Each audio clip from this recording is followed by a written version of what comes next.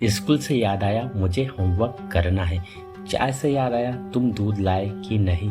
अंग्रेजी से याद आया कल तुम्हारी परीक्षा है ना। गांव से याद आया मुझे अपने घर जाना है। तो गाइस इस तरह के सेंटेंसेस जो कि हमें हमारी डेली लाइफ में बहुत बार हमें बोलना होता है, जिनमें हमें बोलना होता है गांव से याद आया, चाय से याद आया, बोलने से याद आया। तो इस तरह के सेंटेंसेस को इंग्लिश में कैसे बोला जाता है, इसके लिए कौन से फ्रेज का यूज़ किया जाता है, आइए देखते हैं। तो गाइस इस तरह के सेंटेंसेस के लिए हम जिस फ्रेज का यूज़ करते हैं वो है स्पीकिंग ऑफ, जिसका हिंदी में होता है से याद आया। तो आइए इसको स्ट्रक्चर में कैसे यूज़ किया जाता है देखते हैं। तो सबसे पहले बोला जाता है speaking of plus noun object plus complete sentence, जो कि आपका किसी भी टेंस में हो सकता है। ये आपके ऊपर डिपेंड करता है कि आपको बोलना क्या है। तो आइए यहाँ पे कुछ एग्जांपल्स ले लेते हैं ताकि से और बेटर तरीके से सीख सके। स्कूल से याद आया मुझे होमवर्क करना है। Speaking of school I have to do homework. Speaking of school I have to do homework. चाय से याद आया तुम दूध लाए कि नहीं। Speaking of tea did you bring milk or not. Speaking of tea did you bring milk or not. अंग्रेजी से याद आया कल तुम्हारी परीक्षा है ना। Speaking of English you have exam from tomorrow right. Speaking of English you have exam from tomorrow right. गांव से याद आया मुझे अपने घर जाना है। Speaking of village I have to go to my home. Speaking of village I have to go to my home. तुम्हारे भाई से याद आया वह आज आने वाला था। Speaking of your brother he was to come today. Speaking of your brother he was to come today.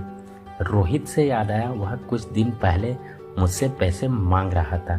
Speaking of Rohit he was asking me for money a few days ago.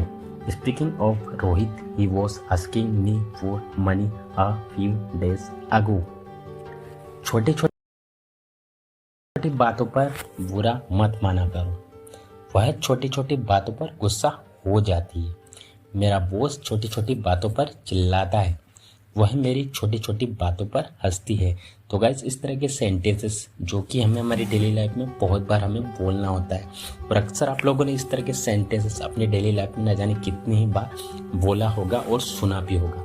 So don't worry guys, आज की इस video में हम लोग सीखने वाले हैं कि इन्हें इंग्लिश में कैसे बोला जाता है। तो गाइस जैसे कि आप यहाँ पर एक वर्ड देख पा रहे हो जो कि बहुत कॉमन है, हर जगह यूज़ किया जा रहा है छोटी छोटी बातों पर। तो इसके लिए जिस फ्रेज का यूज़ किया जाता है वो है ओवर स्मॉल थिंग्स, जिसका हिंदी मीनिंग होता है छोटी छोटी बातों पर। तो आइए इसको यूज़ करने का कंप्लीट रूल जान लेते हैं। तो सबसे पहले बोला जाता है कंप्लीट सेंटेंस, उसके बाद में ओवर स्मॉल थिंग्स। तो आइए यहाँ पे कुछ एग्जांपल्स ले लेते हैं ताकि इसे और बेटर तरीके से सीख सके। छोटी छोटी बातों पर बुरा मत माना करो। Don't get offended over small things. Don't get offended over small things. वह छोटी छोटी बातों पर गुस्सा हो जाती है। She gets angry over small things. She gets angry over small things. मेरा बॉस छोटी छोटी बातों पर चिल्लाता है। My boss shouts over small things. My boss shouts over small things. वह मेरी छोटी छोटी बातों पर हंसती है। She smile at me over small things. She smiles at me over small things. वह छोटी छोटी बातों पर चिढ़ जाती है। She gets irritated over small things. She gets irritated over small things. वह छोटी छोटी बातों पर आंसू बहाती है। She gets tears over small things. She gets tears over small things. तुम छोटी छोटी बातों पर गुस्सा क्यों हो जाते हो? Why do you get angry over small things? Why do you get angry over small things? हमें छोटी छोटी बातों पर गुस्सा नहीं होना चाहिए। We should not get angry over small things. We should not get angry over small things. उसने जरा सी बात पर हंगामा खड़ा कर दिया। या फिर उसने जरा सी बात पर हंगामा मचा दिया। यहाँ पर हंगामा खड़ा मत करो या फिर यहाँ पर हंगामा मत मचाओ। अगर उसे पता चल जाएगा तो वह हंगामा खड़ा कर देगा या फिर अगर उसे पता चल जाएगा तो वह हंगामा मचा देगा।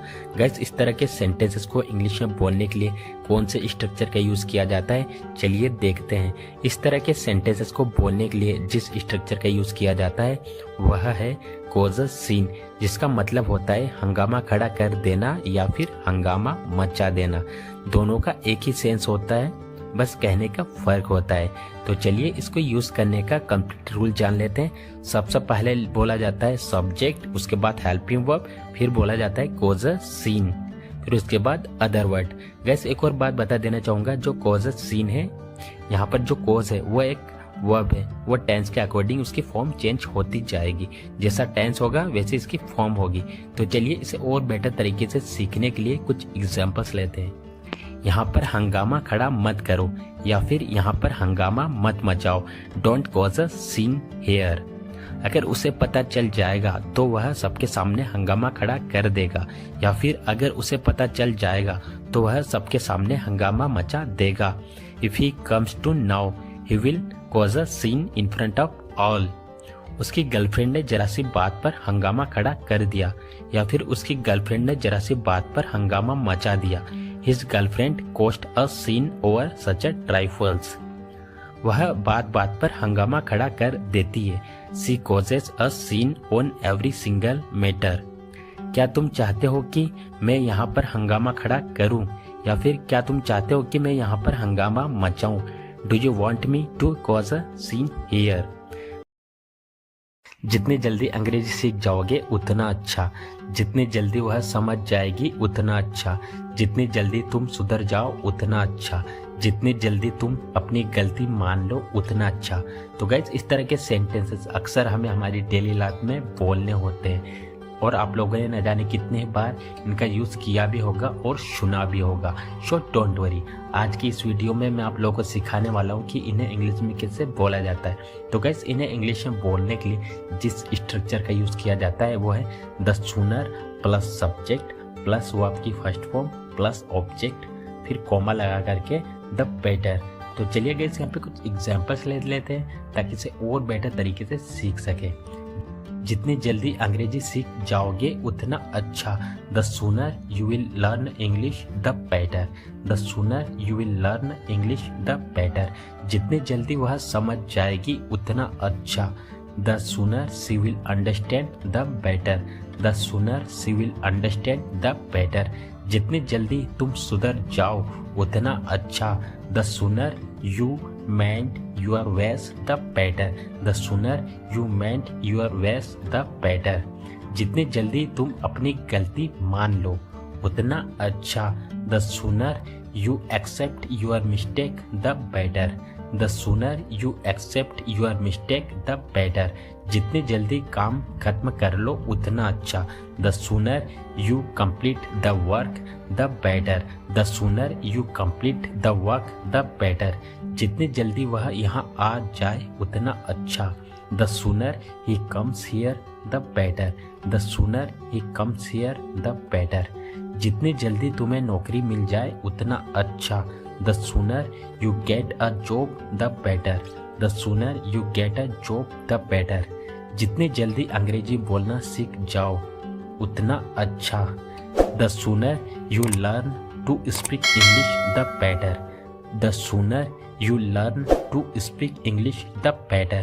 तो गाइस, आज के लिए बस इतना ही। अगर आपको वीडियो अच्छा लगा तो वीडियो को लाइक करें, साथ ही साथ में चैनल को सब्सक्राइब करना ना भूलें।